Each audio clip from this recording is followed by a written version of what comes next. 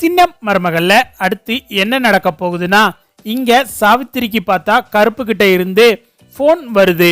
சின்னம்மா எப்படி இருக்கீங்க அப்படின்னு சொல்லிட்டு கருப்பு பேசவும், என்னடா எதுக்கு இப்போ போன் பண்ண அப்படின்னு சொல்லிட்டு சாவித்திரி கேட்கவும், ஓ அதுவா சின்னம்மா, நீங்க கெடா வெட்ட முடியாததுனால ரொம்ப வருத்தமா இருப்பீங்களே, அதான் நலம் விசாரிப்போம்னு போன் போட்டேன் அப்படின்னு சொல்லிட்டு கருப்பு சொல்லவும், என்னடா நக்கலா இருக்கா, அந்த வீட்டு பக்கம் சாஞ்சதும் ரொம்ப திமிரா பேசுறியே அப்படின்னு சொல்லிட்டு கருப்பு கிட்ட சாவித்திரி கேட்கவும், அப்படிலாம் இல்ல சின்னம்மா, தமிழ் செல்வியோட மொய் விருந்த கெடுத்து விடணும் அப்படின்னு சொல்லிட்டு பொய்யா சாமிக்கு வேண்டிக்கிட்டேன் அப்படி இப்படின்னு சொல்லி கெடா வெட்ட வந்தீங்க.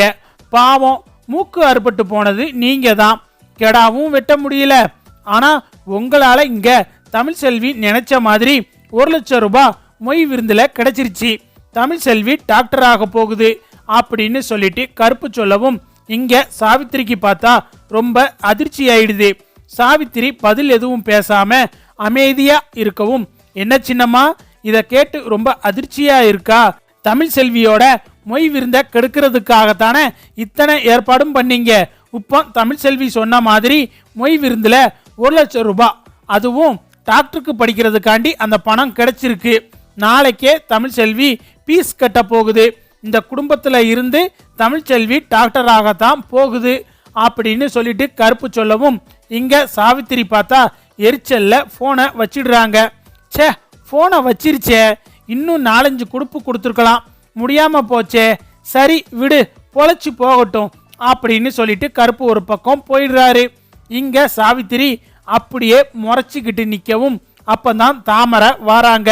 என்னம்மா என்ன உன் முகமே ஒரு மாதிரியா இருக்கு அப்படின்னு சொல்லிட்டு தாமரை கேட்கவும், அவளுக்கு மொய் விருந்துல 1,00,000 ரூபாய் கிடைச்சிருச்சாண்டி, அதை நாளைக்கே அவ காலேஜில் டாக்டருக்கு படிக்கிறதுக்காண்டி பீஸ் கட்ட போறாளாம். இப்ப அந்த கருப்பு ஃபோன் பண்ணி என்ன கிண்டல் பண்ணிக்கிட்டு இருந்தான், கெடா விருந்து நடக்காம போனதை சொல்லி நக்கல் பண்ணிக்கிட்டு இருக்கான் அப்படின்னு சொல்லிட்டு சாவித்திரி சொல்லவும், என்னமா பண்றது, அவளுடைய மொய் விருந்தை கெடுத்து விடுறதுக்காண்டி தான் நீ கெடா விருந்து ஏற்பாடு பண்ண, அது நடக்காம போயிருச்சு. கெடா விருந்துக்கு வந்த மொத்த கூட்டமும் அங்க போய் சாப்பிட போய் அவளுக்கு இப்ப 1,00,000 ரூபாய் கிடைச்சிருச்சு. கடைசியில அவளுக்கு 1,00,000 ரூபாய் கிடைக்கிறதுக்கு நீயே காரணமாயிட்டியம்மா. நாளைக்கு அவ காலேஜுக்கு போய் பீஸ் கட்டிட்டானா அவ்வளவுதான், அவ டாக்டருக்கு படிக்க போயிருவா. அவ டாக்டருக்கு படிச்சிட்டானா ராஜாங்க மாமா என்ன மதிக்க கூட மாட்டாரு அப்படின்னு சொல்லிட்டு தாமரை சாவித்திரி கிட்ட சொல்லிக்கிட்டு இருக்கும்போது அந்த பக்கம் பார்த்தா சேது வாராரு. சாவித்திரியும் தாமரையும் பேசுறத பார்த்துட்டு அங்கேயே நின்னுறாரு. இங்க சேது வந்ததை கவனிக்காம சாவித்திரி வந்துட்டு, அவ நாளைக்கு காலேஜுக்கு போய் பீஸ் கட்டக்கூடாது தாமரை, கட்டவே கூடாது, அவ கட்டினாதானே டாக்டருக்கு படிக்க முடியும். 1,00,000 ரூபாய்க்கே இம்புட்டு தூரம் சிரமப்பட்டிருக்கா, இந்த 1,00,000 ரூபாயை கட்ட விடாம தடுத்துட்டா அடுத்து அவளுக்கு எப்படி 1,00,000 ரூபாய் கிடைக்கும் அப்படின்னு சொல்லிட்டு சாவித்திரி சொல்லவும், எம்மா என்னம்மா பண்ண போற, இந்த தடவையாச்சும் உருப்படியா பண்ணிருவியா அப்படின்னு சொல்லிட்டு தாமரை கேட்கவும், ஆளை வச்சு அந்த 1,00,000 ரூபாய் பணத்தை திருட போறேன்டி அப்படின்னு சொல்லிட்டு சாவித்திரி சொல்லவும், இங்க சேதுக்கு பார்த்தா ரொம்ப அதிர்ச்சியா இருக்கு. இவங்க இன்னும் திருந்தவே இல்லை அப்படின்னு சொல்லிட்டு சேது பார்த்தா சாவித்திரி பேசுறத கேட்டுக்கிட்டு இருக்காரு. நாளைக்கு அவ காலேஜுக்கு பணத்தை கட்ட போகும்போது அந்த 1,00,000 ரூபாய் பணத்தை நமக்கு தெரிஞ்ச ஆட்கள் மூலமா அவகிட்ட இருந்து திருடி நம்ம கிட்ட வந்து கொடுக்க சொல்ல போறேன். 1,00,000 ரூபாய் பணம் திருடு போயிடுச்சுன்னா என்ன பண்ணுவா, ஐயோ அம்மான்னு கத்திக்கிட்டு போலீஸ் ஸ்டேஷன் போவா. அங்க போனா உடனே கையில எடுத்து கொடுத்துருவாங்களோ, என்ன கம்ப்ளைண்ட் எழுதி கொடுத்துட்டு போமா, பணம் கிடைச்சிச்சுன்னா தகவல் சொல்றோம் அப்படின்னு சொல்லுவாங்க.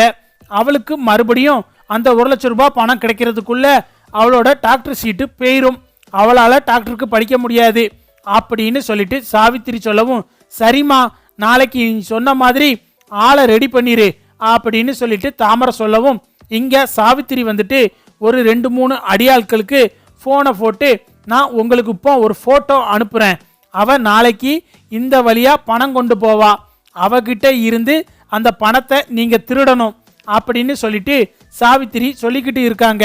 இங்க சேது வந்துட்டு எல்லாத்தையும் கேட்டுட்டு அங்க இருந்து கோபத்தோட விறுவிறுன்னு போயிடுறாரு. இவங்க இன்னும் திருந்தவே இல்லை, இவங்கள போய் நம்பி அப்பா மறுபடியும் வீட்டுக்குள்ள சேர்த்துக்கிட்டாரு.